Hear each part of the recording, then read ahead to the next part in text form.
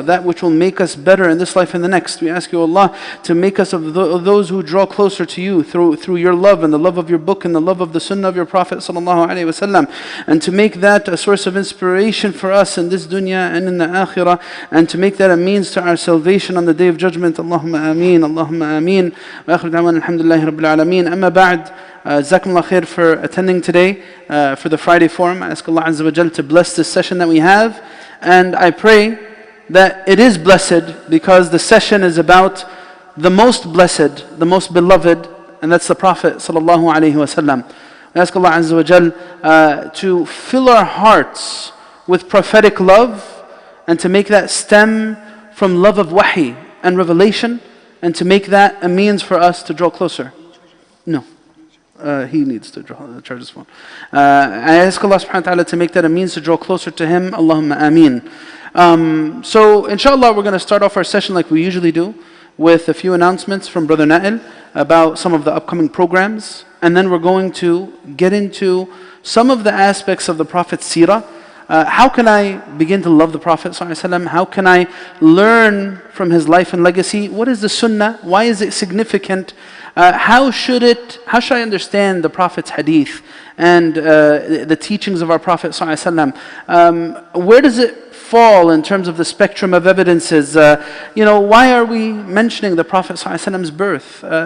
Why is it significant? Why is Rabi' al-Awwal special? Is it something that we do ritualistically, or is there some profound meaning behind it? These are things that people often ask about. And of course, there's other things and other questions. We're hoping that you'd engage us, inshaAllah. As we usually do, we have the number here. We want to hear from you. Maybe you have heard parts of the Prophet ﷺ's life that are difficult for you to fathom and understand. And part of the journey of learning to love the Prophet ﷺ is to understand his life. So hoping this session would be spiritual and informative. Spiritual and informative, different aspects of the Prophet ﷺ's life. So inshallah, we'll start off with the announcements and then we'll get into the session right away. Jazakumullah khair. The red thing. Assalamu alaikum. Just before we start, just a few announcements. We have a few events that are coming up inshallah. So tomorrow we have another event about our beloved Prophet Muhammad ﷺ at ICPC Patterson from 6 to 9 p.m. The event will be with Shaykh Osamah, and we have a couple of other special guests, again from 6 to 9 p.m. tomorrow, ICPC Patterson. On Sunday, we have our monthly hike with Ammu Fikri at Torn Park at 10:30 a.m. This time we're also having a picnic. There'll be food right after the hike, so we encourage everybody to come and join us, inshallah. And then on Sunday... Is it free? Yes, the food is free, and there'll be sandwiches from Al-Basha. So we really encourage everybody to come out and participate, inshallah. And on Sunday, October 16th, we have our Community Hub event for the family, where there'll be different games and relay races for the family. The event will be the event will be here at the masjid from 2:30 to 4:30 p.m. inshallah. Just before we get started with the program, just one other important announcement. So, alhamdulillah, it's great to see all the different age groups here. Mashallah, everybody is finding all these events and all the different topics that are being discussed beneficial. We just ask for the families that are bringing their children. So for any children that are under 13, we just ask if you could supervise the children. You're more than welcome to keep them here at the main hall or have them downstairs in the multi-purpose room. This is really for the safety of the children and also to minimize the disruption.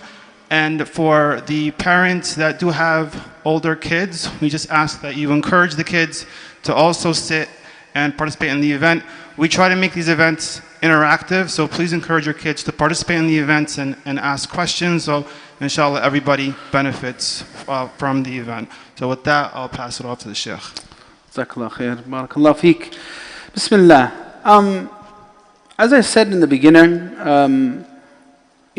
this day, the day that we're in, is the 11th of Rabi' al-Awwal. It actually finished with Maghrib. And the 12th of Rabi' al-Awwal began with Maghrib prayers. Tomorrow's the 12th day. And the historical significance of this, for starters, is that most scholars, view that the Prophet ﷺ was born in the month of Rabi' al-Awwal, and he also passed away in Rabi' al-Awwal. In fact, the Prophet ﷺ, according to most of them, was either born on the 8th of Rabi' al-Awwal or the 12th of Rabi' al-Awwal.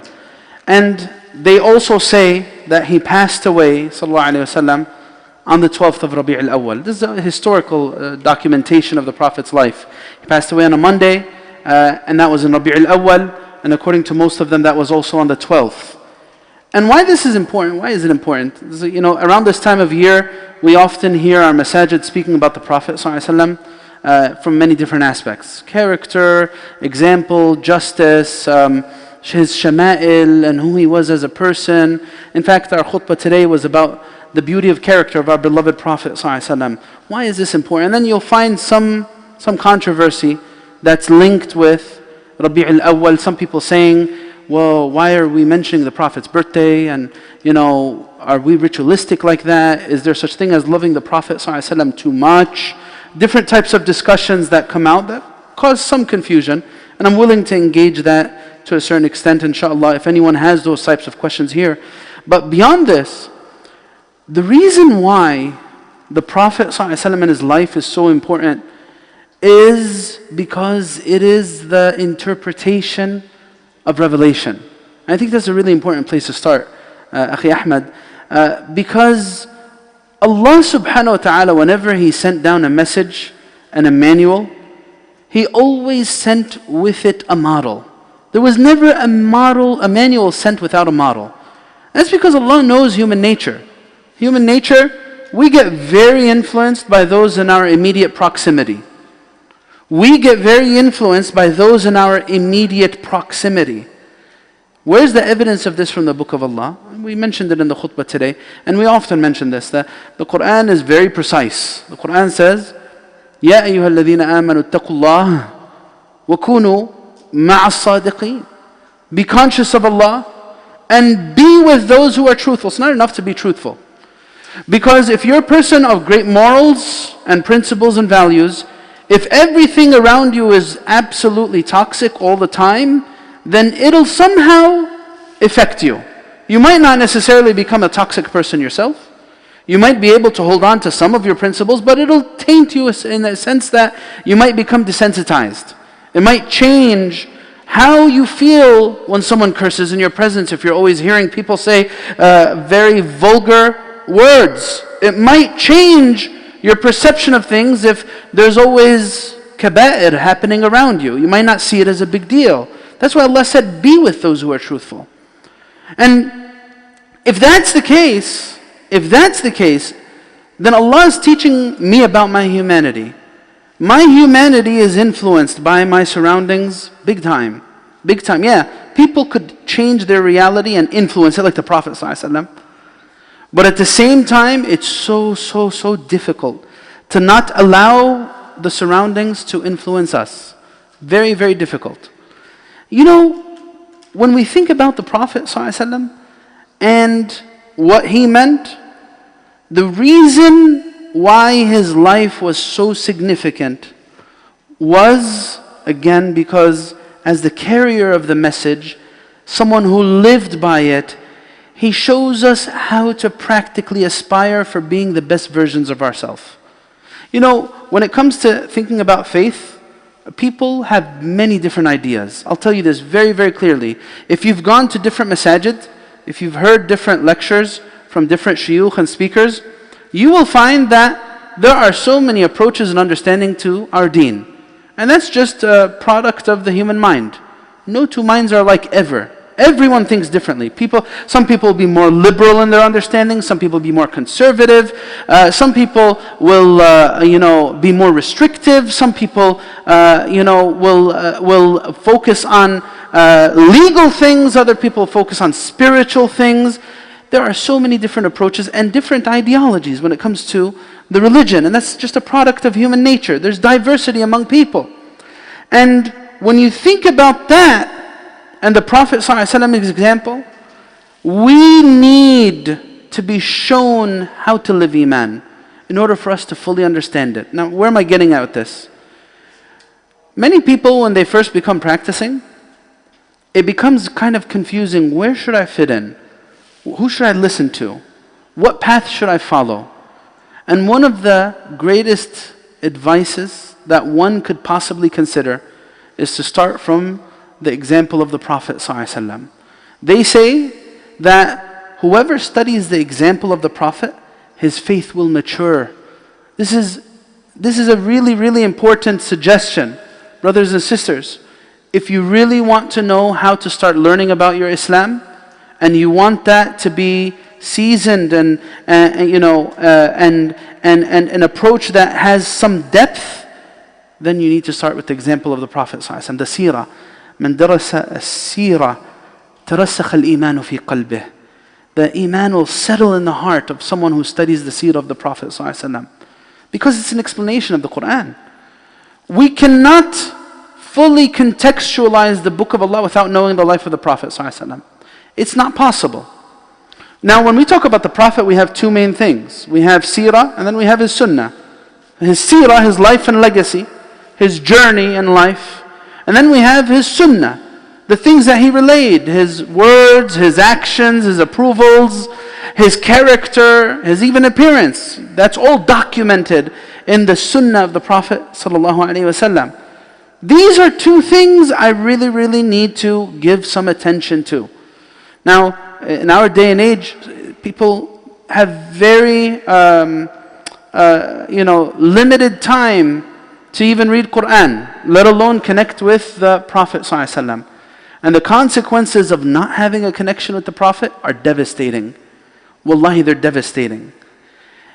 Because someone who doesn't process who the Prophet ﷺ was as a person will not get a full picture of what iman's supposed to look like.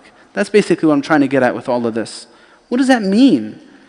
The Prophet ﷺ teaches us the balance of personality for believers between mercy and justice.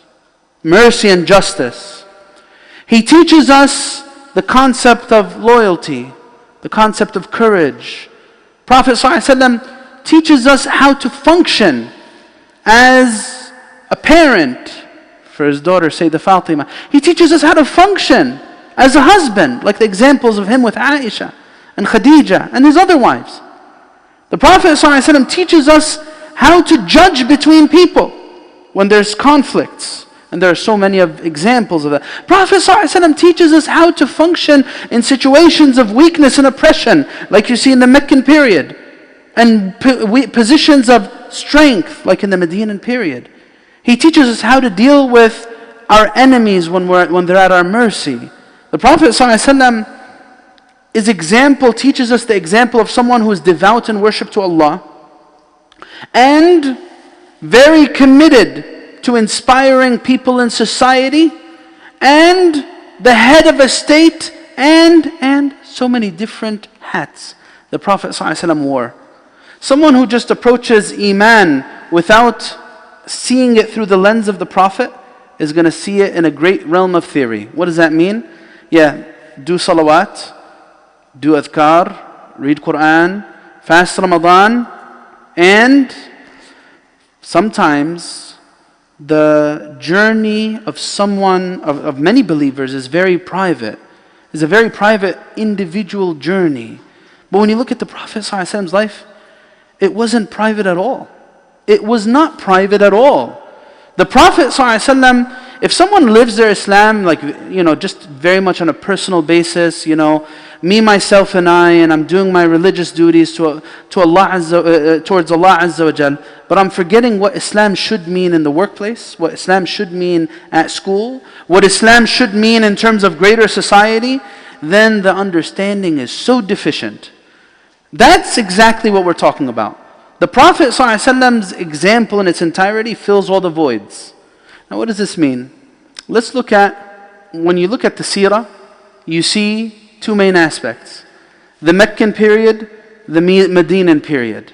The life of the Prophet ﷺ in Mecca, and the beginning of the message and how it all started, and what the Prophet ﷺ actually did in the Arabian Peninsula. And then when you look at the Medinan period, you see the Prophet building a sense of community. There's a lot to reflect on there. Of course, there's not enough time to unpack all of this. There's a lot of depth to think about here. Many people when they hear these ideas, they say, oh man, well, everyone's talking about the Prophet. We always hear about the Prophet. There's nothing new, right? It's just like recycled information. But in actuality, when it comes to live by this stuff, that's what makes these things so profound. When I want to implement it, okay, yeah, I know there's a lot of nice things about the Prophet ﷺ. Now, how does that make me a different person? Let me think of that. The Prophet ﷺ, when he brought the message, he brought it to a people who were pagan worshippers, right? Were there Christians and Jews in the Arabian Peninsula at the time? Yeah, sure.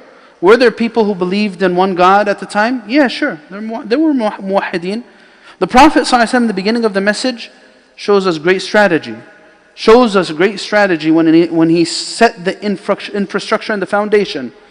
Was he antagonized by the kuffar of Quraysh? What's the answer? Yes or no? From the very first day, was he? Yes or no? Was he and the companions tortured, beaten and bruised from the very first day? Raise your hand if you say yes. The answer, alhamdulillah, mashallah, is actually no. That means we need to study seerah. If you look at the Prophet ﷺ's life, the first phase of the Prophet's life was the private invitation, ad-da'wah sirriya. They knew about the Prophet. They didn't give much attention to him. They knew that there was some message that was going around, but they didn't care much for it because it didn't really do anything to society. When did they start attacking the Prophet and the companions? When they started finding that he had a following and that he was calling to something that was going to change society. The Prophet ﷺ brought them a message of radical change to make the slave and the master at the same level. And he came with a message that was going to strip the nobles of their power and strip Quraysh from its unique status among the entire Arab tribes. And they would never have that.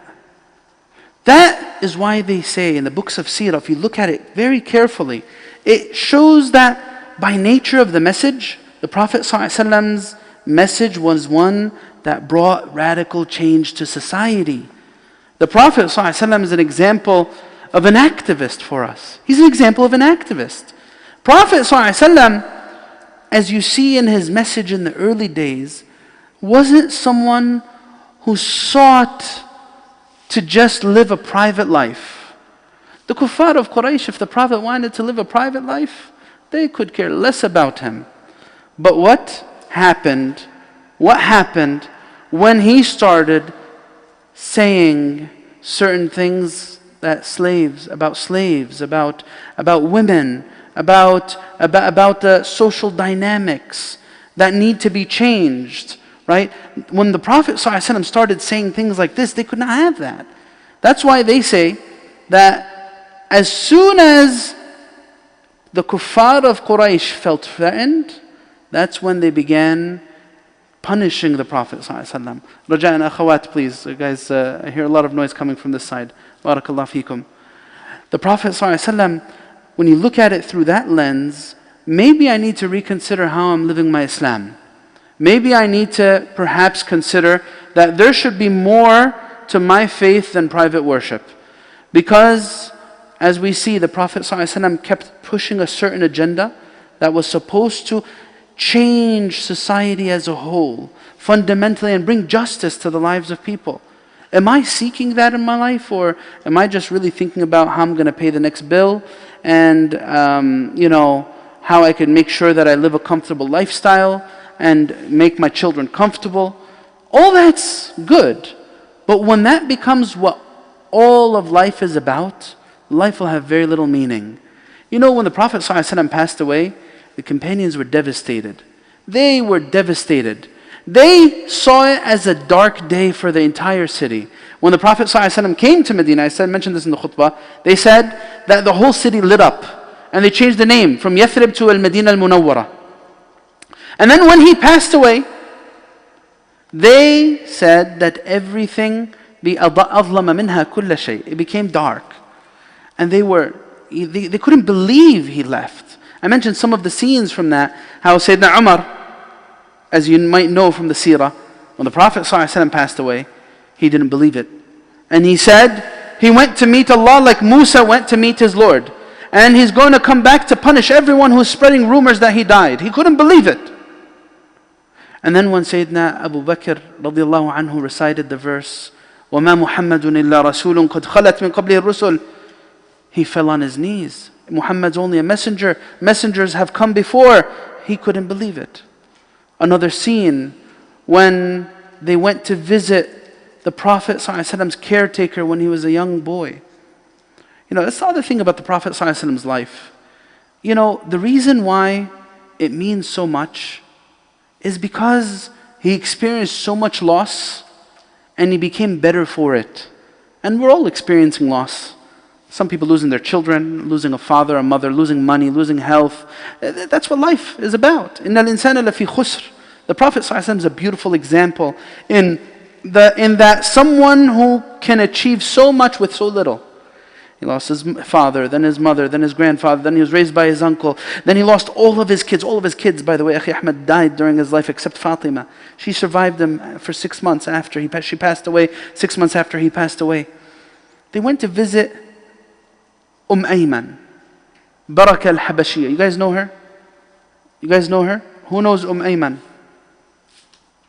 One person, two people, three people know Ayman? No, we have to know Ayman. I don't know personally even. Ya Allah. Ayman is the wife of Zayd ibn Haritha. You guys know Zayd ibn Haritha, right?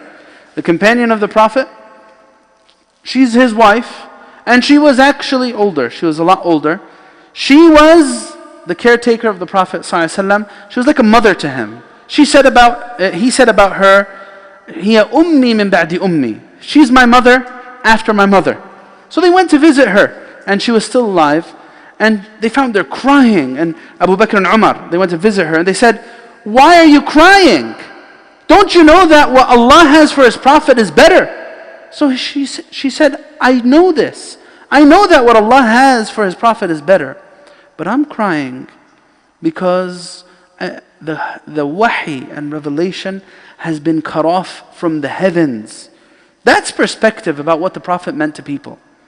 Prophet ﷺ meant so much because his life was for others. His whole life was for others.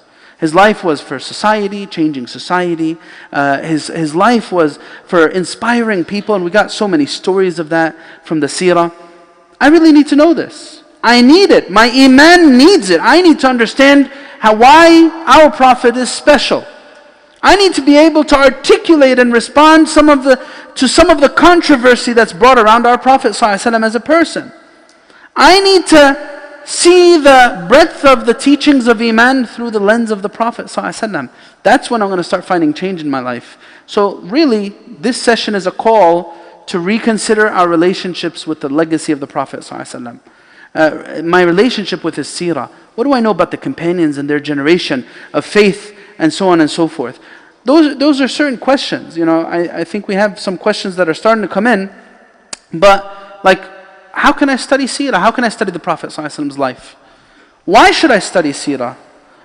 Is there such thing as too much love for the Prophet? Because that's something you hear some people get uncomfortable when people start talking about love and we love the Prophet ﷺ, and they start doing nasheed about that. There's hours and hours of poetry that you could find describing prophetic love. Is there such thing as too much love? Well, do we worship the Prophet? Of course we don't. No one who's ever mentioned praise of the Prophet ﷺ actually worshipped him. Alhamdulillah, we don't have any sect in Islam. There's no group out there that actually worships the Prophet. Alhamdulillah. We all realize that he's a human being, but he's the greatest of human beings. Why is there such thing as too much love for the Prophet ﷺ? Why is love important? In Rabi' al-Awwal, this time when we're mentioning his life, why is love important as an emotion? Why is it important for me to experience that in terms of my person and personality and live it through my iman? Live love through iman. What does that mean? Now when we talk about prophetic love and all that and the importance of loving the Prophet ﷺ, there's two sides to that, of course. Just as the Prophet ﷺ was a very loving and compassionate person, he was also a just person. He was a person who implemented justice. Were there ever situations where the Prophet ﷺ took an aggressive stance? That's something to think about. How can I learn about his personality and realize how it's the example of ultimate balance? Prophet ﷺ's life in that regard. So that's like some, and then how can I implement his character in my life? Now it's very easy to say, like the example of the Prophet ﷺ. One time he took a loan. It's the thing, the Prophet lived with the companions. He took a loan from one of the non-Muslims. He was one of the, he was a Bedouin Arab. The Prophet ﷺ took a loan from a Bedouin Arab, and this Bedouin Arab came asking for his money. He grabbed the Prophet ﷺ from the neck. So actually it wasn't a loan. This man had wanted support, financial support. So there was a story of him taking a loan from one of the Jews of Medina. That's a different story. But this man came and he grabbed him by the neck and he said, "A'tini mimma a'taka Allah." Give me, O Muhammad, from what Allah gave you. So then the companions were infuriated. They wanted to hurt the man. The Prophet ﷺ said, "Leave him. Leave him. What you needed to just ask was for him to be more polite in his expression, and for me, on my end, to be more giving as a person." Now when we hear that of the Prophet, oh, that's amazing. I know I could never do that. If someone grabbed me by the shirt and tried to do that to me, I'd probably punch him in the face. I need to really start considering, okay, now I know that there's beautiful things about who the Prophet ﷺ was. Yeah, Sayyidah Aisha came and asked him, Ya Rasulullah, du'a ala al-mushrikeen. Oh Rasulullah, make dua against the polytheists. So then the Prophet ﷺ beautifully said, "Inni lam ub'ath la'anan walakinni bu'ithtu da'iyan wa rahmah." I wasn't sent as someone who would wish damnation upon people, but I was sent as a da'iyah, someone who calls to Allah and a source of mercy. So, that's a nice thing. But then if I was honest with myself, and if this registers, perhaps I might think of a few examples. I'm not saying me as a person, us, me as us, as in us. I might think of a few situations where I know that this person just did this to me, just poked me or said a word that I didn't like, and then, my rage engulfed me and I said this and I said that and I wanted to do that. People, they do crazy things when they're angry. They throw things, they spread rumors about people. Sometimes even when we're talking about us as Muslims, even practicing people, quote unquote, sometimes they do crazy things when they get angry. A guy in a heat of anger divorces his wife. A guy in a heat of anger, does an atrocious act to another human being physically, or people, when anger gets hold of them, they take that which doesn't belong to them. Yeah, it's nice to hear these things about the Prophet ﷺ. How can I start living by it? How can I really, really be serious about my iman? And when we start considering it at this level, that's when we realize, all right, you know what? It's one thing to hear something, it's another thing to aspire to live by it. And I think that's where some of the disconnect happens. One thing to hear it, yeah, beautiful stories. I love the Prophet. He seems like such a nice person. But how to process that and say, how can I become just like that? How can I deal with my conflict with my brother or sister in a different way? Some people, you step on their toes, they won't talk to you for a year. Some people, that's how it is. That's the reality of it. Two friends, one friend, you didn't even do anything wrong. You just spoke with someone that this person's angry with, and khalas, that's it. Khidbat al-dunya. You are okay with my enemy, that means you're my enemy. Khalas, that's it. The way that people are and the way people operate. We need to be careful of that, because there is no disconnect in actuality between faith and behavior. No way. No way can there be sound faith and awful behavior. No way, it's not possible. Because amal and akhlaq are the product of faith. So I just wanted to start the discussion out with that. And we could get into different things. Again, I'm open to speaking about, there's a lot of things to talk about. There's a lot of things to talk about. Some controversial things from the life of the Prophet ﷺ. Some misunderstandings and misconceptions about the Sunnah. There's a lot relating to that. So many people, they're very skeptical of the Sunnah of the Prophet ﷺ. They'll start saying things like, all right, whatever we find in the Quran, I'll accept. But the Sunnah, I don't know, there's some of them that are authentic and some of them that are weak. I don't really believe in the Sunnah. That's a scary thing to say. That's a scary attitude to have, because you really can't understand the Quran without believing in the Sunnah. You can't. It's not possible. The way that, Orientalists attack the Quran is by diminishing the status of the Sunnah. Because if you lose the Sunnah, you can't access the Quran. That's another subject to talk about. It's a very vast subject. So, inshallah, we can have it as a discussion. And we can see where it takes us. I don't know if you got any things coming in yet. Yeah, we have a few, and this is probably a very good topic to ask questions about, so please feel free to ask a few. So I guess one of the ones here, you talked about some of the controversial stuff. I guess one of the first questions here is asking about one of the specific controversies. Maybe you could use it as an opportunity to touch upon the concept of the controversies, maybe? Yeah. Asking about the satanic verses topic. And it's something else I've actually never even heard of myself, called the story of the cranes. I don't even know what that is. And they say this is all something propagated by what they call Wahhabis. Is this story true? Well, look, that's going to make it very academic, but there's a Qissat al-Gharaniq, and there's a lot of details about, there's a verse in the Quran which is in Surah Al-Hajj, where there's confusion about the interpretation of it. But in order to do that, we need to put the ayah out there and then start discussing different aspects of it. So this one, I'll leave it for a more academic setting. It's a good question. It's, can the shaitan, well, I'll answer this. Can the shaitan influence wahi? Can the shaitan influence wahi and revelation? The answer to this, in our belief, absolutely not. Of course not. Can the shaitan have access to alter the wahi or confuse the Prophet ﷺ for him to miscommunicate revelation to people? Short answer, absolutely not. Because if that was possible, then that would bring a whole lot of doubt about the religion as a whole. There's something called, and I guess this is an important part of the question. I'm not going to go over the actual shubha and misconception and controversy, but there's something that prophets have that's called the isma. And this is an important thing to understand about prophets and how they're different than average human beings. Isma is divine protection. And the reason why prophets have divine protection is to protect the integrity of the message.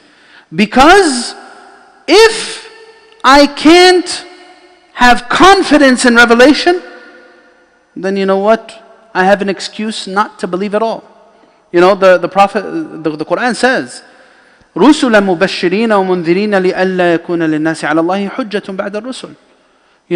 These rusul are for the purpose of إقامة الحجة, establishing proof. That's why we have isma. Some people, when they speak about prophets, they speak very loosely. They don't realize that prophets are not average human beings. Yeah, they're not divine. We don't worship prophets. However, if a prophet committed a sin, what does that do? It gives me reasons not to follow. Especially if we're talking about major sins. But even minor sins, the mainstream scholarship, they say prophets are protected from major sins, minor sins, and sagha'ir al-khissa. Especially those minor sins that relate to something that makes them debased and they're petty things. Prophets don't do those types of things. Why?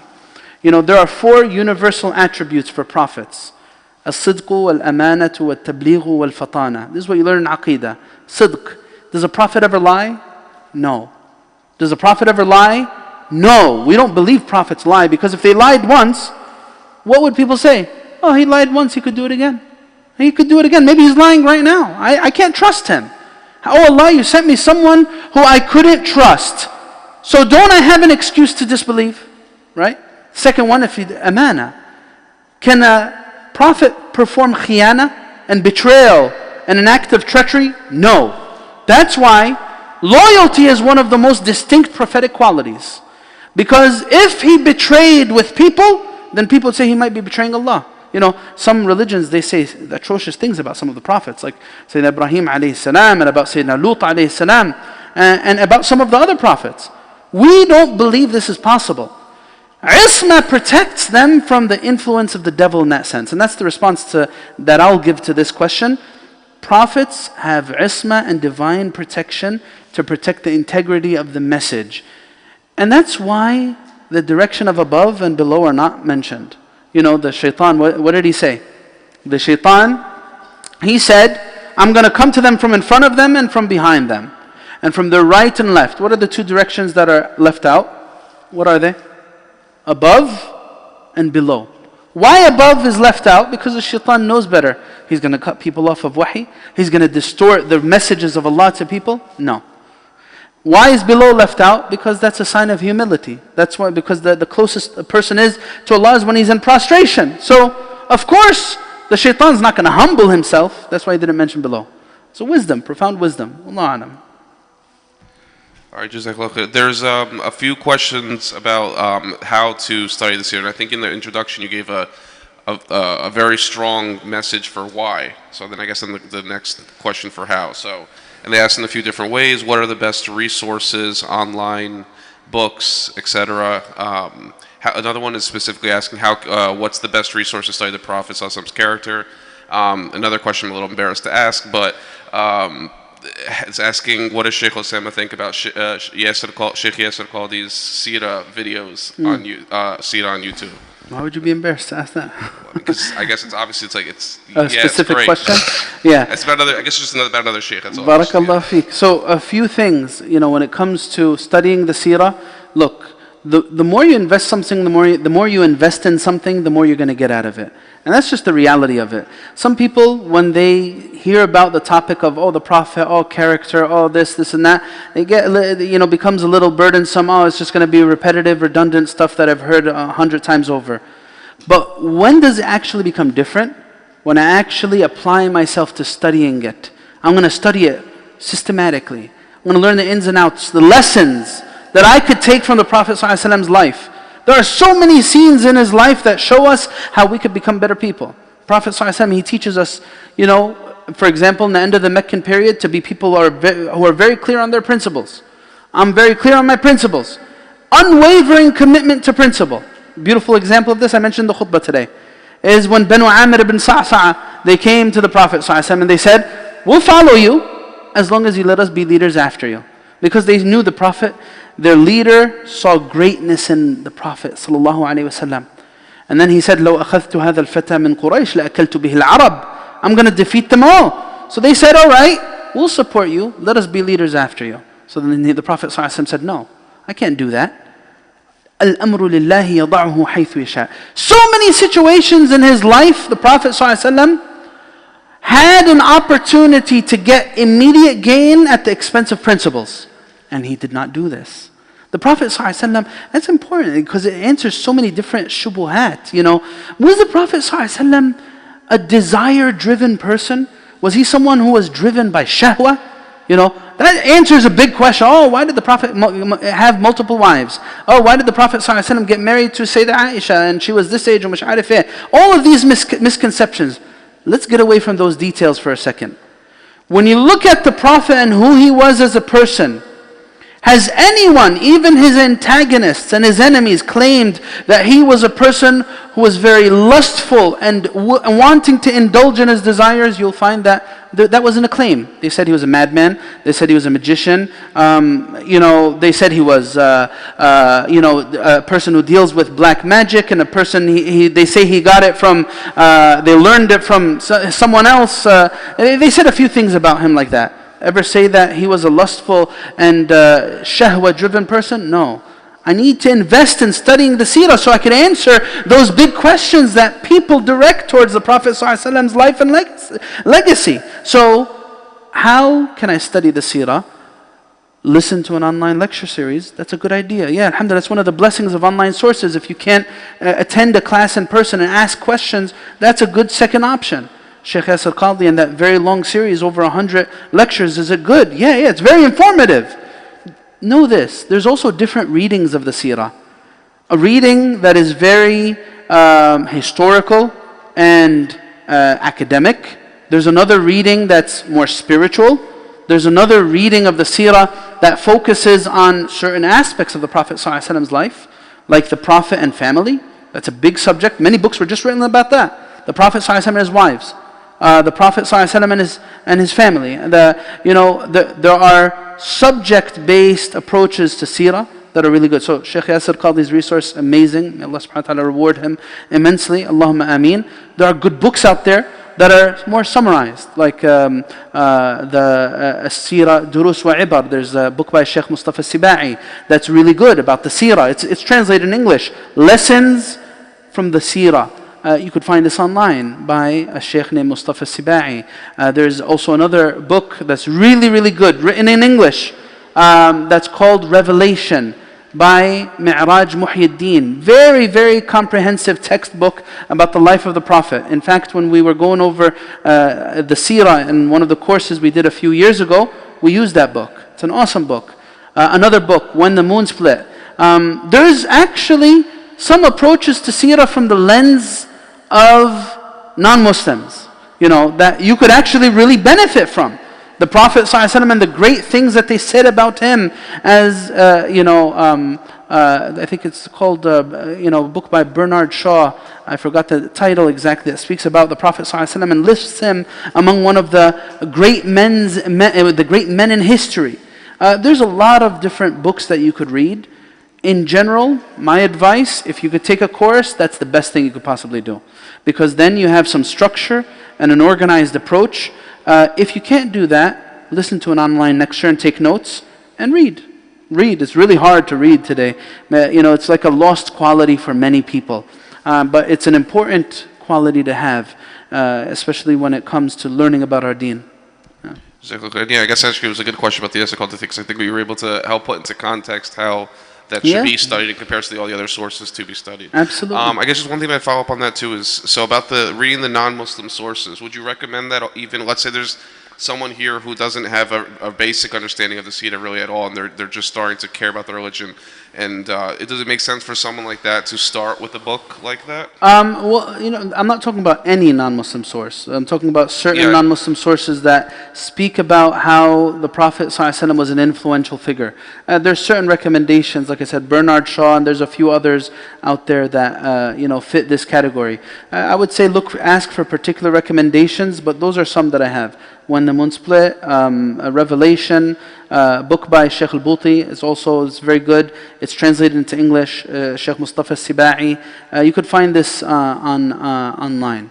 Wallahu a'lam. All right, and I think one thing I always, not to make the entire topic about how to do education, I think you said you might want to do this as a separate session one day, but how do you do with the balance again for the layman trying to, that's not doing this full time, right, as far as their ability to study, and they're thinking, should they put more priority on studying the Quran or studying the Sira, or how should they approach this topic of how to study the... My recommendation for someone who wants to learn about Islam, the best two things to start with are studying Aqidah-based things and Sira-based things. These are the two subjects.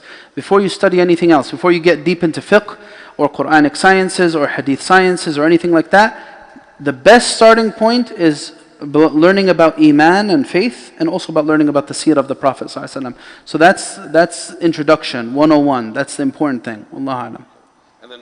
And the reason why, like I said in the intro, I just want to emphasize this, is because you really can't understand Iman without understanding the Prophet. You can't. Because without the Prophet, it becomes just concepts and ideas. The Prophet gives it life. The Prophet ﷺ gives it life. Like we said, coupling between justice and mercy, coupling between loyalty and courage. The Prophet ﷺ teaches us different spheres of interaction that we're all engaged in, every single one of us. How can I be a good family man or a good mother or a good son or daughter? There's an example in the Prophet ﷺ and his family for all of this, right? So, Allah A'lam. Okay, I guess just the last follow-up on the answer, I guess, and then back to another audience question, I think.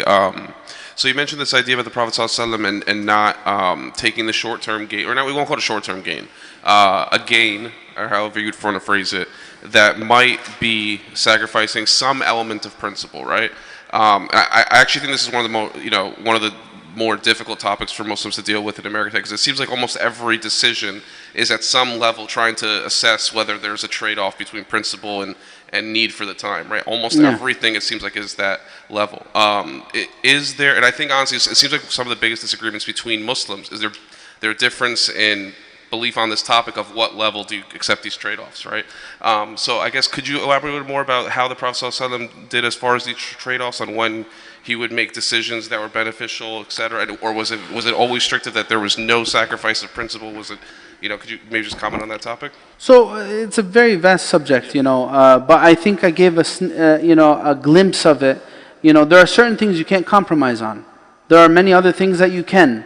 Like the one thing you can't compromise on is belief in God. You can't really compromise on belief in Allah. That's the core of it, right? You can't compromise on the thawabit, the things that are clear cut from the religion. Like if someone these verses don't make sense anymore, they're outdated, we should not believe in these verses anymore. Can I deny something that's in the book of Allah? No, if it's clear cut in the book of Allah, I can't deny that, right? There are certain thawabit, and there's many other mutaghayyirat, many variable circumstances that are based on time and place that I should consider. So basically what fiqh helps me do, and what understanding that faith as well makes me do, is what is thabit and what is mutaghayyir. What is something that is a fixture in the religion, and what is something that's open to interpretation. That's a big subject. It needs ask about particular situations for us to give context to it. But that's like one situation where the Prophet ﷺ was offered support, but in return he would need to make sure these supporters are the leaders after. That's something that it's not for him to decide. That's why he said, it is left to Allah, He's the one who decides. Right? Wallahu alam. Okay, just like a little clear for following up on those. Okay, so I guess another audience question? Yeah, let's focus on the audience questions. So what do you think about right after this one. What do you think about some groups, such as the ones proclaimed to be Sufi, where they dwell so much on the love of the Prophet ﷺ and start sitting for hours and hours mentioning the sheets and start moving their heads? This is the way they described it. Look, when it comes to understanding Islam, there are always many different interpretations, and these interpretations are sometimes acceptable and sometimes not. You will find goodness in all groups that you'll find out there on in mainstream Islam. You'll find goodness there, but the best example for you to aspire to emulate is the example of the Prophet ﷺ. There's no greater experience of spirituality than that which is directly linked with the Prophet ﷺ. Now, all of those things that you see in that question about, they spend hours expressing love about the Prophet ﷺ, well, is that something that's profoundly bad, to express love of the Prophet? If it doesn't lead to action, like if I'm just saying a whole bunch of words and I'm not following it with behavior, then of course that's problematic. But that would not be because they expressed love. That would be because they're just like many other Muslims who make mistakes. So you'll find goodness in all people. As the Prophet ﷺ, as our Salaf set for us the standard, you'll find people you could take from them, and other things you'll reject from them. But ultimately, what is the greatest mark of guidance is the example of the Prophet ﷺ. So all those things, I think I would advise whoever the questioner is, nasheed, is it something bad? No, it's not. Expressing love about the Prophet ﷺ? No. Is it something bad? No. Not living by what you believe in? Oh, that's something bad. Yeah. So take the good, leave the bad. And that's really how, because sometimes this rhetoric that you just read right now could become very cultish. Very, very cultish. I'm going to start seeing things in binaries. These people are good, those people are bad. These people behave like this and those people behave like that. No, forget all this stuff. Forget all these names. Read the seerah. Read the Prophet ﷺ's words. Experience love, man. Experience love. It's important. It's important. Some people, their experience of Islam is what? when they become more religious, it makes them very angry, very serious, very restrictive. Oh, this is haram. Oh, these people are innovators. These mubtadi'ah. Oh, these people are dallin and munharifin, and so on and so forth. This heart, this rigid heart, hasn't experienced love. You will not taste faith without experienced love. That's something the Prophet ﷺ said. ثلاث من كن فيه ذاق حلاوة الإيمان. That's what I should focus on. All of the unnecessary distractions, leave them aside. Whoever experiences three things will experience faith. And that is to love Allah and His Prophet more than anything else. Ya Allah, love, right?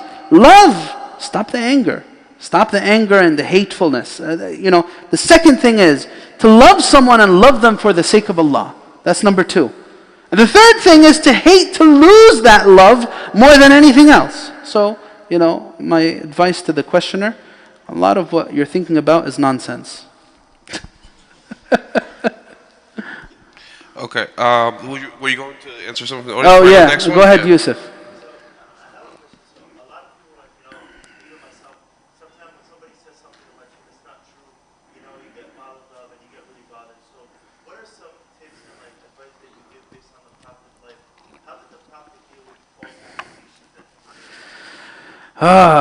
إنما العلم بالتعلم والحلم بالتحلم. Learning is by exerting yourself in the way of it. And gaining patience is by exerting yourself to become a patient person. There's no easy way to become a patient person. Can I just repeat the question real quick, I guess, for the audience? Yeah. Sure. So the questioner was just asking, sorry for the interruption. No problem. Because it was kind of low, I felt. The questioner was just asking, how can we learn from the Prophet ﷺ how to deal with false accusations against us? Yeah, it's a really great question. Jazakallah khair. There's no easy way to become a patient person, unfortunately. There's 2 characteristics that really stand out among the teachings of the Quran that are time related. One of them is shukr, gratitude. That's why you'll find the most ungrateful human beings are little kids. Little kids. They just don't and that's not anything against little kids, but it's something that takes time and experience to develop. What do I mean ungrateful? Appreciating blessings, right?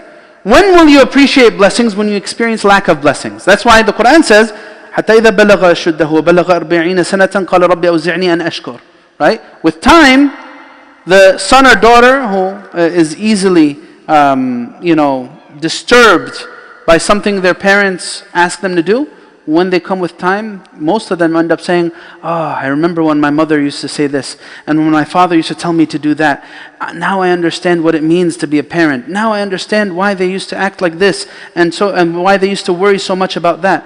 The shukr is time sensitive. The other thing is patience. The most impatient creation, again, are children. And it's nothing against children, but when they're hungry, what do? They cry. When they are cranky, what do? They cry. When they need a diaper change, what do? They cry. Just cry all across the board, right? And with time, that ability of patience strengthens. And we learn this from Al-Khidr. What does he say? إِنَّكَ لَن تَسْتَطِيعَ مَعِيَ صَبْرًا وَكَيْفَ تَصْبِرُ عَلَى مَا لَمْ تُحِطْ بِهِ خُبْرًا. You're not going to be able to be patient. How can you be patient with something you've never experienced before? Ya Allah. So anyway, getting back to this question. There's no easy way to become a patient person. The way to do it is, you got to lose your patience 1,000 times and try to fix yourself all throughout. And with time, inshallah, this difficult thing will be achieved if you're trying to achieve it. Right? When you learn from the Prophet ﷺ, take a look at this. The Prophet ﷺ was accused in his own family. Imagine that. The Prophet ﷺ and who he was as a person. People were smearing the reputation of his wife, Sayyidah Aisha, radiyallahu anha wa ardaha. That's just one thing among many the Prophet had to deal with. The Prophet ﷺ was accused of theft himself. He was accused of theft when that person who later went on, his offspring became the Khawarij. The Prophet, he said to the Prophet ﷺ in the distribution of the spoils of war, he told him, "I'dil, ya Muhammad." He said, "Be just and divide it justly." So then the Prophet ﷺ said, مَن يَعْدِلْ إِن لَمْ أَعْدِلْ. He was accused in his own reputation, right? He was attacked physically, verbally, in every way. He was threatened with assassination by people. Like that person who came to the Prophet ﷺ and the Prophet was alone in his tent and he had a sword and he said, Ya Muhammad, man yamna'uka minni? Who's going to protect you from me now?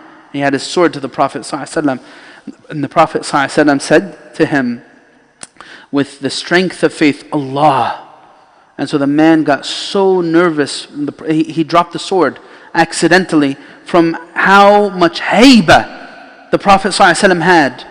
And then the Prophet picked up the sword and he said to him, Ya fulan man yamna'uka min al-an? Who's going to protect you now? So then he told the Prophet ﷺ, Ya Muhammad, kun khayra akhidh.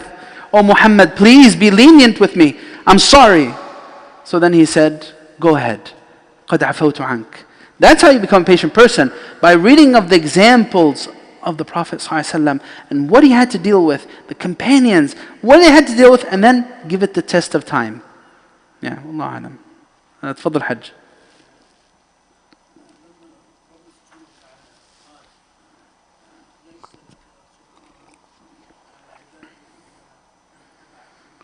Uh-huh.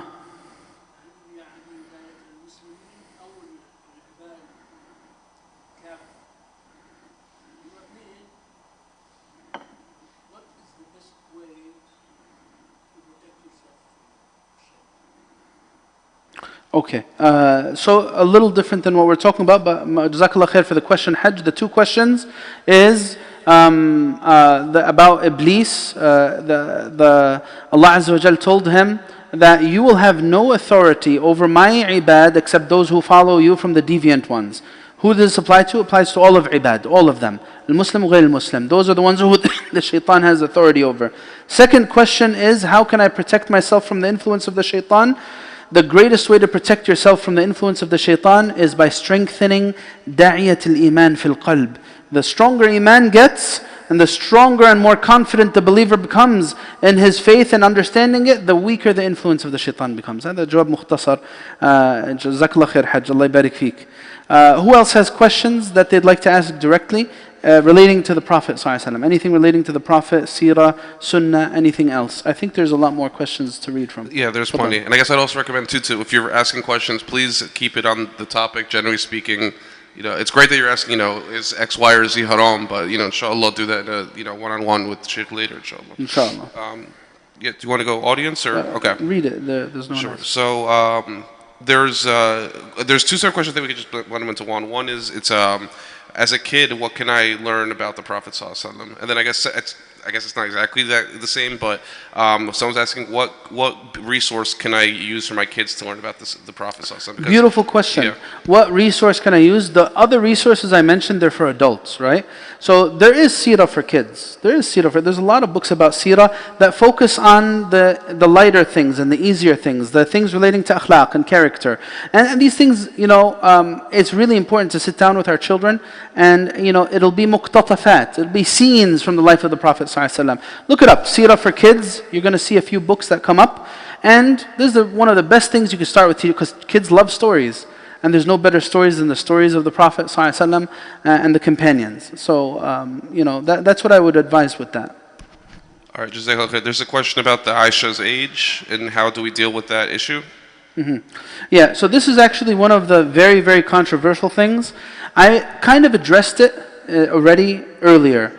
Now, when it comes to dealing with some of those things that are historical, it becomes very problematic when I want to apply my culture and my understanding of culture to all times and places. Because there's no one culture that reigns supreme throughout time and throughout human history.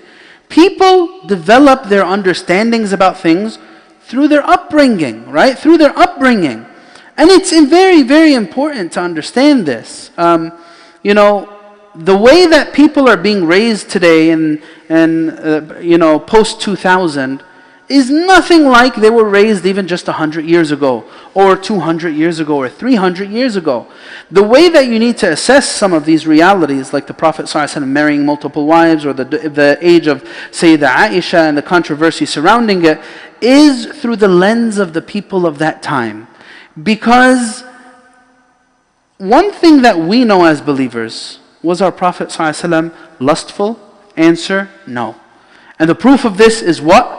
All of his wives, except Sayyidah Aisha radiallahu anha, were older, they were not young, and they were also thayyib. They were in previous marriages. They were all previous marriages except Sayyidah Aisha. Prophet ﷺ, if he was a lustful person, he would be after other things. You know, when he married Salama was married to Abu Salama before the Prophet ﷺ, and the beautiful story that relates to that. Prophet ﷺ wasn't lustful. That's one thing I know about my Prophet.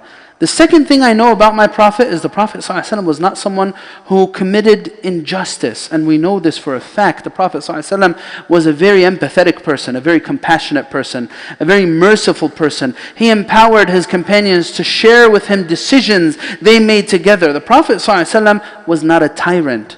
Not by the testimony of the companions, and not by the testimony of his enemies. Right? Now, when we assess it closer, again we need to look at the context. What was the reaction of society at that time? Did anyone bat an eye? What was the reaction of the father, Abu Bakr, who had a very soft, tender heart? Abu Bakr radiallahu anhu, what was his reaction? Was it something that was forced upon him or upon Sayyidah Aisha? One of the most illustrious figures in the history of this ummah is Sayyidah Aisha. When someone comes to speak about the Prophet, about Sayyidah Aisha and about this subject in her marriage to the Prophet ﷺ, know this. One of the 5 most prolific narrators in the history of our ummah is Ummul-Mu'mineen Sayyidah Aisha. The most prolific narrator, what do I mean prolific? The one who narrated the most hadiths. Who is it? Sayyidina Abu Hurairah radiallahu anhu. And Sayyidah Aisha, if I remember correctly, is number 3 or number 4. You also have Abdullah ibn Abbas from among the prolific narrators, and you have Ibn Umar from among the prolific narrators. You have Sayyidina Anas ibn Malik from among the prolific narrators. The Prophet ﷺ, these values, forget about the age. You're going to find people say, oh no, she wasn't actually 9, she was 18. Some people, that's a minority opinion, but it's an opinion out there. Forget about the age for a second. As long as you know that your Prophet, by the testimony of the people of Quraysh, when they were looking for a Sadiq al-Amin, who was that? The honest and the trustworthy, who was that? It was Muhammad ﷺ. Take a look at this story. How many of you guys know Thumama ibn Athal? Thumama ibn Athal. Raise your hand. No one? Sayyidu Bani Hanifa. We need to study the seerah. We need to. Because all of this becomes nonsense when I learn who my Prophet is. Don't tell me one culture reigns supreme. Not even in this day and age. All right? You know what we call that? You know what we call that? That's what Hitler did. You guys know about the Aryan race? That's what Hitler did. One race reigns supreme, right? My American culture or whatever it is, Western culture needs to reign supreme over all others, right? As for the other cultures of the East, they're mutakhallifin. That attitude is a very prideful, arrogant attitude towards things. Everyone has their culture. No culture reigns supreme. There's good and bad in all cultures. There's good and bad in all cultures. In Western culture, American culture, there's some things that are really good. They're great, and we wish that our Muslim countries would apply them. And there's other things that might be controversial. And vice versa, same thing. Some things from back home, the familial aspect of society, really good. And then other things that are very negative. Right? So you find good and bad in all cultures. That toxic attitude that one culture should reign supreme over all others, time and place, that's not coming from a good place. Anyway, Thumama bin Athal, right? Sayyidu Bani Hanifa. He is the chief of a very powerful tribe that was responsible for the grains in the Arabian Peninsula. He is from the area of Najd, the area that's now known as Riyadh. And they used to provide grains to the people of Mecca and otherwise. He was captured by the Prophet, by the companions, and he was brought to the Prophet ﷺ. And the Prophet ﷺ left him in the masjid for 3 days. The first day he came to him and he said, Ya Thumama, ماذا عندك? What do you have, O Thumama? What do you want to say? So he said to him, إن تعفو, if you release me, تعفو عن ذا دم, وإن تقتلني, if you were to release me, you're going to release someone who is very grateful and thankful. And then if you were to kill me, then you're going to kill someone who his people are going to come asking for revenge. You know, I'm an important person. First day passed, and the second day passed, third day passed. He kept on repeating the same thing to the Prophet. The Prophet ﷺ said, أطلقوا ثمامة, let him go. Let him go. So he went to a nearby garden, he washed himself, and then he came back and he declared his shahada and his Islam. He went back to his people and he cut off the grains from the people of Mecca, because now he's Muslim. Now he's Muslim and he wanted to support the Prophet. These people, they're antagonizing the Prophet. What happened? The kuffar of Quraysh, they came to the Prophet ﷺ and they said to the Prophet ﷺ that we know you as a person who enjoins sila and bir. We know you, O Muhammad. You're a person who enjoins fortifying kin and benevolence. And you know, your follower Thumama قطع عنا ميرتنا, and now we don't have grains, so please talk to Thumama. And the Prophet ﷺ talked to Thumama, and Thumama let the grains keep on coming to the people of Mecca, even though they were disbelieving. And that shows you a lot about the Prophet ﷺ. It's a beautiful story from the life of the Prophet. It shows you the Prophet ﷺ, how he was with his enemies, how he was with people. He's a compassionate person. You know, so that's what I would say about that question. I don't want to get into the 9 or 18 thing. I don't want to get into that. But know this. When you're going to assess the Prophet's life, look at what the people during his time said. No one said a single thing about this idea of him being a pedophile. They could have easily used it against him. Why? Were they all pedophiles at the time? Was her father a pedophile too? Yani, is that what you're saying about the culture of the people of the time? That's for another discussion. Wallahu a'lam. Jazakallah. I guess if I could just add one thing to it, I don't know if you think, I guess I'll just ask what you think about, the quick response I usually give when a Muslim asks me this is also around the topic of of course that there's a depth here of understanding that I think one important message that came here is this is a great reason why you need to know the Sira, because of how much this becomes nonsense. Yeah. And then also, I guess, so yes, there's the knowledge piece behind it, but then there's also a level of something that's just like from a logical standpoint, someone had said to me, or I'd listened to a speaker say, so you think everything else about this Prophet ﷺ is great. The book is great, this book clearly looks miraculous, everything about his life is great, and then this one thing doesn't seem to gel with the way you understand things, and that was your whole issue, and that's why you didn't like Islam? Yeah. It's like, no, obviously not. So you had other issues that were in your heart, and you're using this as an excuse, if that's a thing, right? So what is your actual issue with the deen, if this is something that's causing issues with your deen, and deal with that first, and then this is a distraction type thing. Yeah, I don't know if that's, absolutely, absolutely. Maybe let's take a few more questions. Like, let's go through them quickly. Okay. Just so we try our best to. Was the Prophet ﷺ forgiving in court? Did he show mercy to the ones who had committed a crime? Did the Prophet ﷺ show mercy to some people who committed crimes? Is that what the question is? Yeah. The first part is forgiving in court. In court? Yes. Yeah, of course. There was many examples in which the Prophet ﷺ, in fact, this is the whole idea and the precedent of the religion, is to be very lenient in your dealings towards others. The Prophet ﷺ was never someone who was very difficult upon others when it came to his rights. When it came to the rights of Allah, he was very clear on the rights of Allah. Or the rights of others, he was very clear on that. He was very forgiving when it came to his own personal rights and what people did against him. Yeah, of course, the Prophet ﷺ, look, the ayah of the Quran says it.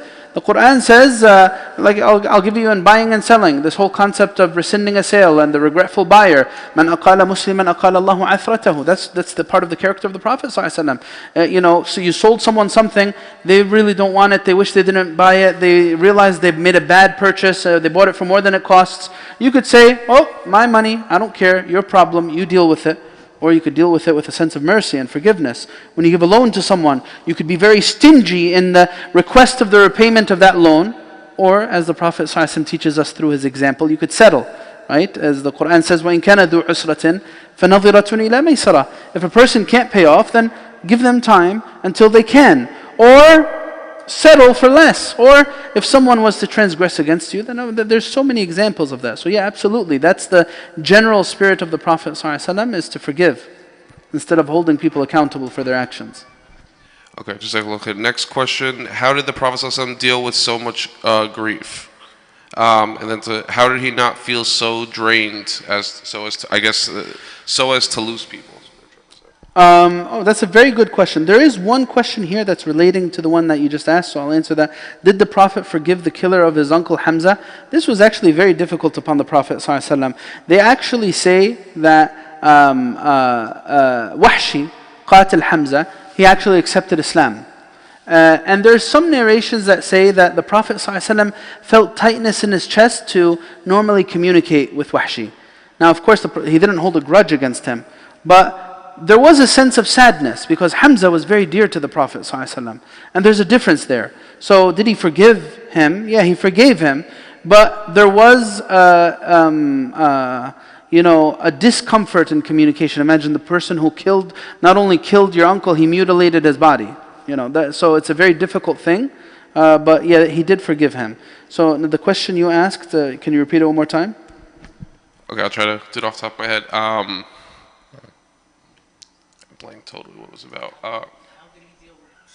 How did the Prophet ﷺ deal with so much grief? Now, of course, the Prophet ﷺ is as positive as it gets. The Prophet ﷺ was a very positive, optimistic person, always hoping for the good, and there's so many examples of that from his life. When he left Ta'if, and after they beaten and bruised him, they were throwing, the children were pelting rocks at him as he was leaving Ta'if. And he became very bloodied. The Prophet ﷺ was then told, by your command, the angel can go and collapse the mountains upon them. And the Prophet ﷺ, he said, I pray that Allah will bring forth from their offspring those who say La ilaha illallah. The Prophet ﷺ wasn't a person who wished damnation upon people. He was a very positive person, very, very optimistic. And how did he get that? I think faith causes that. It causes that's what it should cause. Iman should lead to a great sense of optimism in the hearts. That the Prophet ﷺ كَانَ يُعْجِبُهُ الْفَأْلِ الْحَسَنِ. The Prophet would like to look at things through a positive lens. The Prophet ﷺ would like to look at things and hope that they'll become better. That's why the Quran tells us, إِنَّهُ لَا يَئِسُ مِنْ رُوحِ اللَّهِ إِلَّا الْقَوْمُ الْكَافِرُونَ. There's no way I could be positive in the face of so much negativity if I don't have the Iman. Iman's supposed to be this filtration system. It causes emotional balance, right? That's one of the things that's greatest about Iman, is it causes emotional balance within, right? It causes a sense of calmness and peace and tranquility, and that translates to a lot of things in life, brothers and sisters. So how was he positive in the face of so much grief? Because he had realizations that Allah is overseeing all. وَاصْبِرْ لِحُكْمِ رَبِّكَ فَإِنَّكَ بِأَعْيُنِنَا. Be patient for the affair of your Lord. You're under our supervision. That realization that Allah is not unaware of what's going on. That realization that whatever you're experiencing is really temporary. It's not going to last forever. Then that gives certain things for me to deal with on a personal level, to process the things I go through. Allah Alam. You want to say something?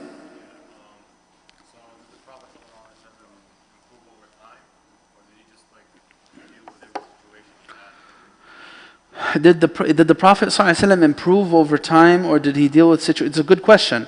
Now, every person learns from experience. The Prophet ﷺ tells us this himself. لا يلدغ المؤمن من جحر مرتين. The believer is never tricked from the same source twice.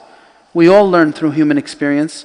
The Prophet ﷺ, the Quran says this about the Prophet. He says, قل لا أملك لنفسي نفعا ولا ضرا إلا ما شاء الله ولو كنت أعلم الغيب لاستكثرت من الخير وما مسني السوء. If your question means, did the Prophet learn from the normal human experience? The answer is yes, of course he did. Allah taught him through certain realities that unfolded around him, just as he teaches every one of us, subhanah.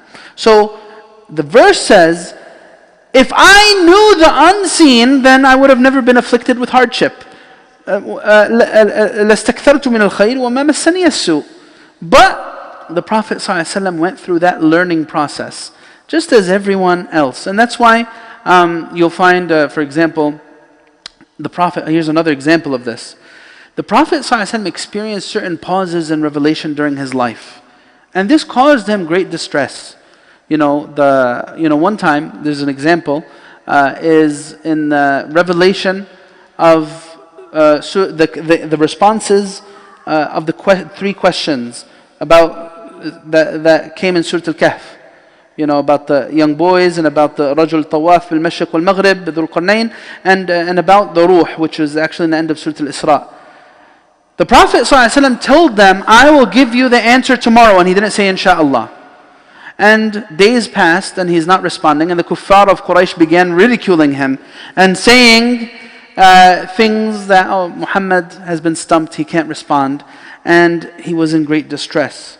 And then in the 15th day, Allah revealed to him the answers in Surah Al-Kahf, and one of those verses says, وَلَا تَقُولَنَّ لِشَيْءٍ إِنِّي فَاعِلٌ ذَلِكَ غَدًا إِلَّا أَن يَشَاءَ اللَّهُ. Don't say to something, I'm going to do it tomorrow, except by saying insha'Allah. The other example of the pause is in the revelation of Surah Al-Duha. This pause, when it happened for a period of time, and the Prophet ﷺ was overwhelmed because the ridicule was increasing. And the Prophet's a human being. The Prophet would get emotionally impacted by the things that the kuffar of Quraysh were saying and doing. One of the women of Quraysh said to him, لَعَلَّ شَيْطَانَكَ قَدْ تَرَكَكَ يَا Muhammad. Maybe your devil left you. So then what did Allah reveal? He said, وَالضُّحَى وَاللَّيْلِ إِذَا سَجَى مَا وَدَّعَكَ رَبُّكَ وَمَا قَلَى. Allah said, by the early hours in the night when it settles, your Lord hasn't abandoned you and He hasn't despised you. So there were many scenes that caused emotional difficulty for the Prophet. Like the verse that says, لَعَلَّكَ بَاخِعٌ نَفْسَكَ أَلَّا يَكُونُ مُؤْمِنِينَ. Perhaps you, O Muhammad, would cause ruin to yourself, emotionally speaking, because they're not believing. Right? وَلَقَدْ نَعْلَمُ أَنَّكَ يَضِيقُ صَدْرُكَ بِمَا يَقُولُونَ. We know that you're feeling great distress by what they're saying. Right? So the answer to your question is, Allah would teach His Prophet through the scenes that unfold. That's definitely true. Yeah. Okay. Does anyone have any other direct questions before we get back to the reading questions? Any direct questions? Go ahead. The 5 schools of thought? What do you mean by that? Oh, that's fiqh. That's it. Four madhahib. That's a different subject. The Hanafi, the Maliki, Shafi'i, and Hanbali. Fiqh is a different thing. Maybe we could have this as one of the Friday forums. How can I really understand what fiqh's all about? Why are there so many different takes on things? It's a really important question to unpack, but it needs time. So inshallah, I'll leave that one for another day, bi'idhnillahi ta'ala. But that's relating to understanding, not really to understanding the life of the Prophet, but to understanding the rulings of halal and haram. So inshallah, we'll leave that for another day, inshallah. Any other direct questions? Go ahead. How do you love someone for the sake of Allah? The way you love someone for the sake of Allah is, so first off, there's 2 types of people you'll deal with in your life. People where you have there's some investment in the relationship, there's something connecting you, like blood, money, marriage, something of the sort. That's one category of relationships. Another category of relationships is there's nothing, absolutely nothing for you to benefit, worldly or otherwise, from this person. You can't get anything out of it. Those types of relationships are special and precious because when there's no money, no blood, no relationship part of the equation, that means it becomes a little bit selfless. That's it. I'm not doing it for any gain because I'm not gaining anything out of this, and I'm still going to do it and do it in the most beautiful way. How do you love someone for the sake of Allah? Don't be driven by materialism. Don't be opportunistic. Don't be reactionary. When they make a mistake, it's okay. Fix it. Figure it out with them. That's how you love someone for the sake of Allah. That's the sign of loving someone from the sake of Allah. Saying you love them with your tongue, and then as soon as they do something you don't like, you treat them as though they're a devil and a demon. No, then obviously you never really loved them. You were fake about your love for that person. So that's what I would say about that. Wallahu a'lam. Any other comments, questions? Go ahead.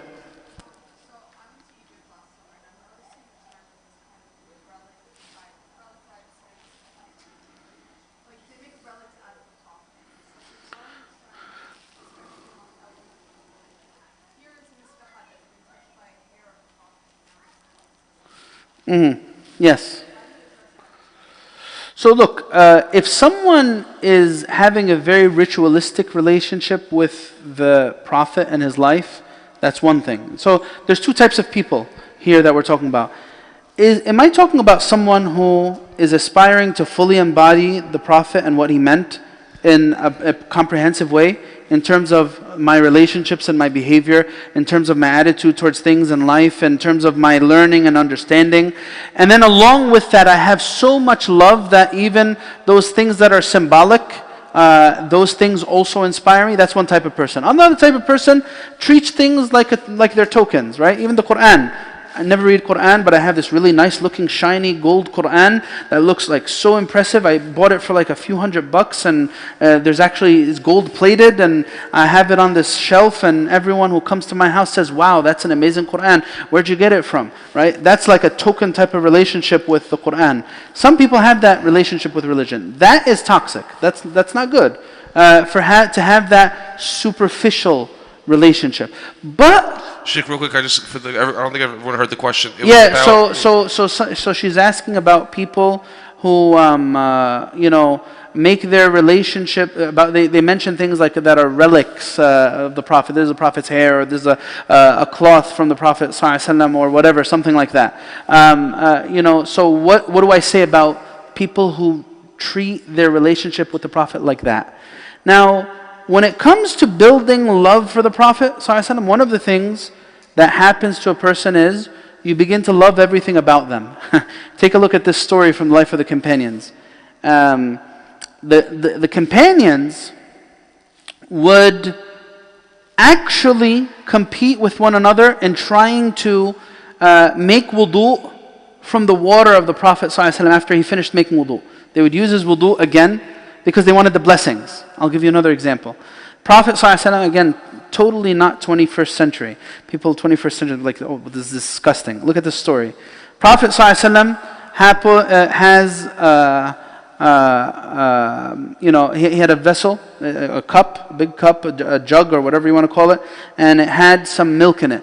And he drank from it, and then he wanted to pass it to the person on his right hand side. And it was a young boy. So the Prophet ﷺ saw there was a bunch of other elders. And so he said, أَتَأْذَنُ لِي أَنْ أُعْطِيَهُ الْأَشْيَاخِ? Do you give me permission to share it with the people who are older than you first? So then he said, no. مَا كُنْتُ لِأُوثِرَ بِفَضْلِي مِنْكَ أَحَدًا. This young boy, he had deep understanding. He said, I would never allow someone to drink after you before me. Right? He wanted to be the one who the saliva of the Prophet ﷺ gets in his mouth first. Now, for them, because they loved the Prophet so much, they were enamored by him, just like, okay, let's be real about it. Like, so spouses with each other. Sometimes, okay, why is it okay when people do with spouses with each other like that? No one's going to say anything about that in the 21st century. Oh, that's romantic. Oh, مش عارف ايه. That's what they'll say today. But when it comes to the Prophet ﷺ, that's how they felt about him. That wasn't something disgusting to them. And in fact, there was so many more things about that. Like I'll tell you, there's a story about one of the companions. The Prophet ﷺ was gifted a nice garment that he loved to wear. So then one of the companions came to him and asked him, I want this garment. So then the Prophet ﷺ was a very giving person. He said, give it to him. Go ahead, take it. So then, when this companion died, before he died, his wasiyah was, I want to be shrouded in this garment the Prophet ﷺ gave me, because I want it to be a protection for me from hellfire, from the punishment of the grave, the blessings of the Prophet. Now, of course, when you're talking about people with rigid sensibilities, these things don't make sense. When you're talking about someone who's experiencing a sense of love, and I'll give you another example, the family of the Prophet. Many people, they get very confused. What do you mean? What are you talking about Ahl al-Bayt? We don't have this concept. That's something that's, that's foreign to Islamic understandings, for you to love the family of the Prophet ﷺ in a special way.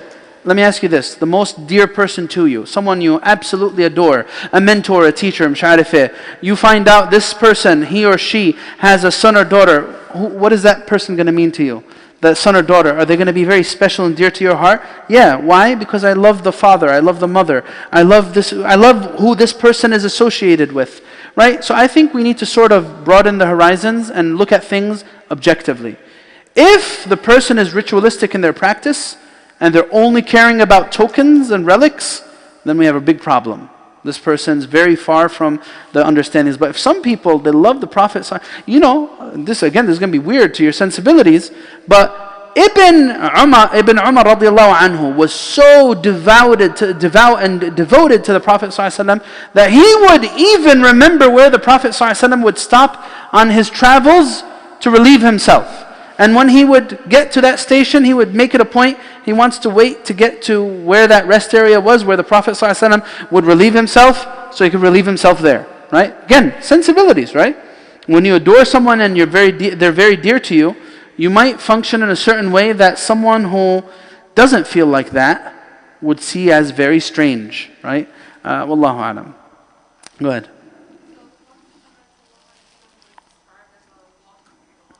Yes.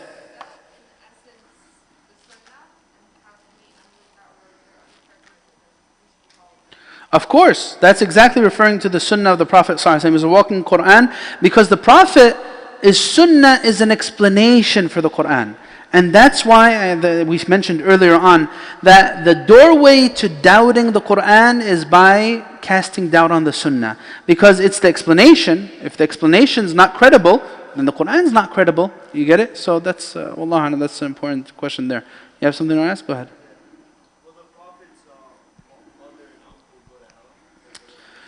Will the Prophet ﷺ's mother and father go to hell? His mother and his father, will they go to hell or not? He actually says mother and uncle, for what it's worth. That's what he asked. I know, I'm correcting it. It's mother and father. That's the subject of the debate. So now, the Prophet ﷺ's mother and father, the details surrounding that, look, again, don't get derailed with things that have little significance to who you become as a person.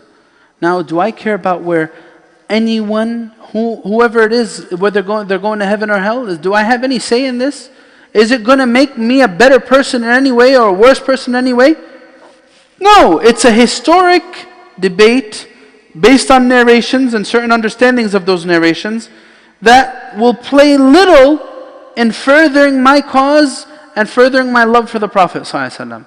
So, basically what it goes back to is a hadith in Sahih Bukhari that mentions that the Prophet ﷺ was crying by the grave of his parents, and the reason why he was crying, because he said that my parents are in hell. And how do you understand this and interpret it?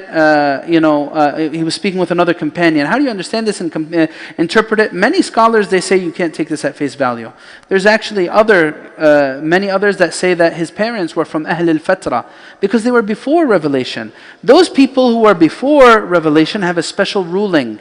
They'll have a special test on the Day of Judgment, because they're not accountable, for their actions, because they were in a time when there wasn't a prophet or messenger. Because the years between Prophet Isa, Jesus alayhi salam, and Muhammad sallallahu alaihi wasallam, how many years? How many years between the two?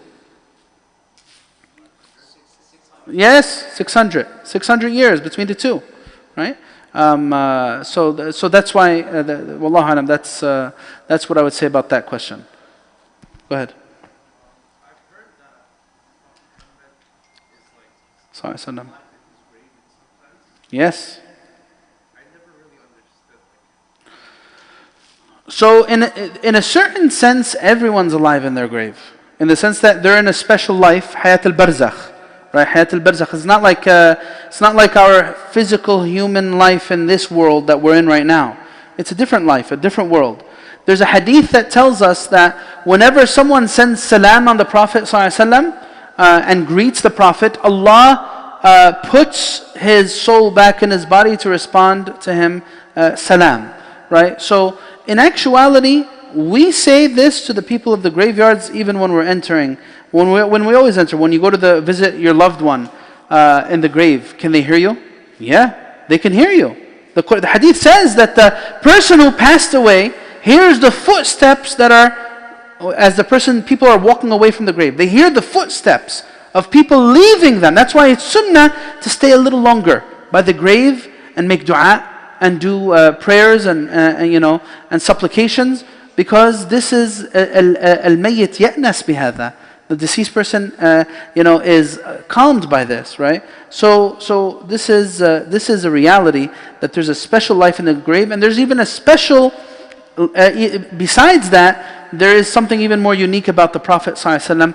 And the Prophet ﷺ and our belief about the Prophets, their bodies don't wither in the grave. They don't wither like we do, like it becomes bones and remains. We believe that the body remains intact, for the Prophets and Messengers. Allahu a'lam. Yeah. Any other direct questions before we close? I know we went really long. And I was told before we started the session, I wonder what people are going to ask. There's not much to ask about the Prophet ﷺ, but in fact you could see there's an ocean of questions that we could continue to learn and ask about our beloved Prophet ﷺ. Is there any last things to conclude with, or is that good? I think there is one important one. There is the question about the warmonger topic. They said, how can we deal with, let me see how they phrased it. What can you say about claims that Prophet Muhammad ﷺ was a warmonger? So the question is, what do I say about people who say the Prophet ﷺ was a warmonger? I would say, has human history ever seen a war like World War I or World War II? Has human history seen the amount of loss of life in the past century ever before? The answer to this, you'll know, is that absolutely not. You're talking about people dying in the millions and tens of millions in the past hundreds of years due to wars and conflicts, and you're going to come say that a few dozen people or a few hundred people dying during the time of the Prophet ﷺ makes him a warmonger? Cut the nonsense. That's what I would say. But just to be serious, the Prophet ﷺ lived most of his life. There's stages to the Prophet's life.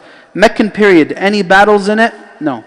The directive was to be patient with the brutalization that you're going to experience from Quraysh, and to continue to convey the message. Right? That was the first 13 years. And then when he transitioned to Medina, the first half of the Medinan period was all defensive tactics. You'll find the Prophet ﷺ did not go out to attack certain regions and conquer them. No, that's not what it was. It was all defensive, because, as you might know, you guys know the Battle of Al-Ahzab, right? The Battle of Al-Ahzab, these were the Arab tribes when they sieged Medina, and they actually caused so much distress to the Prophet and the companions, they almost took Medina. They all sieged, and they were betrayed by some of the tribes that are in Medina. But what you take from this, the Prophet ﷺ, for the first half of the Medinan period, he did not even have offensive initiatives against people. It was all defensive. Right? And then in the very, very end of his life, then you find that there was that transition to an offensive tactic. And that was like, for example, some people, they'll read Surah At-Tawbah. Surah At-Tawbah. You guys know Surah At-Tawbah? Right? Was one of the unique verses in Surah At-Tawbah that we hear every Islamophobe mention. Right? The verse in Surah At-Tawbah was what? Kill them wherever you find them. Kill them wherever you find them. And you'll find some of these very biased, foolish Islamophobes who selectively take texts completely out of context. And they'll say that, oh, you see, your prophet instructs killing people of different faiths indiscriminately. And that's something your religion teaches. They don't realize that Surah At-Tawbah is a wartime surah. It was one of the last revelations to the Prophet, and it actually speaks about, the very beginning of it is all about an act of treachery and betrayal, a breach of contract that was committed by Quraysh when they massacred one of the allies of the Prophet. They don't realize, they don't mention, they leave that conveniently out, that there was a massacre done in which a few dozen people died, and then the Prophet ﷺ was directed and told to say to the polytheists that your treaties are now done, right? Now you've breached the treaty, now that is done, right? So that's what I would say about that. Absolute nonsense. If you actually study the Quran objectively, you will see that there's nothing further from the truth about the Prophet ﷺ being a warmonger. Absolutely not. Tell that to the people who caused millions of people to be displaced as refugees and millions of people to lose their lives and have one of these bombs killing people in such a gross fashion. Children, innocent, elderly people, sick people. That's what we see from the modern era, quote unquote. Wallahu alam. That's what I would say about that, and I think we could conclude. MashaAllah, it's 10 o'clock. Jazakumullah khair. I mean, I guess I just want to say, like, I guess like one sentence about that too, about the warmonger thing. I just at one level, and for what it's worth, again, if anyone doesn't know, I'm not a scholar. My Arabic is embarrassing, and I don't work for ICP. This is ICPC. I'm just a member of the community, just talking here. But yeah, I mean, as whatever like that warmonger thing, I think it's just really important that just from my view, that it really be flipped the switch, and that we take pride in the war part of it. I mean, because there's nothing that the West would love more than the concept of war being taken out from the hearts of the Muslim men, right? And I think, I guess I speak to so many of the laymen, the Muslim men, and the concept of ever having a desire to die fighting for their religion is just gone from the hearts of a lot of men, right? And the West is absolutely smiling about that, right? So I just think it's really important we take that and say we take pride in, yes, of course, like you said, there's no one more just than the rules of war than the Prophet ﷺ, and the system of the justice and how you conduct war, because war is part of human nature, is of course the best. It's the perfect Quran, it's the perfect person, and it's the best in that sense. But the idea of flipping it and not letting that narrative be changed and say, no, war is okay, there's wars for it, it's a good thing, it's one of the best things, it's how you can get the highest level in Jannah even, I mean, that we still keep that in the hearts of our men as they're growing forward and trying to build something here in America. Yeah, I don't like generalizing. I don't think we could say the West, because there's no spokesperson for the West. You find so many different I'll say ideas. U.S. government, just to make it easy. The U.S. government even would within love the U.S. nothing more than government, that, yeah, even within the U.S. government, you find so many different ideas and approaches to things. Not everyone's the same. Allahu alam. But inshallah khair, we can stop here. Subhanakallah wa hamdik. Nashhadu an la ilaha illa ant. Nastaghfiruka wa natubu ilayk. Jazakumullah khair for coming. Next week we have a special session, by the way. We have a guest from Humble Beginnings, it's called. He's Brother Akbar McIntyre. He's going to be speaking us about da'wah through service. And mashallah, this Brother Akbar, he's been serving the inner city in Patterson for many years, providing different outlets for people to find their basic means of life. So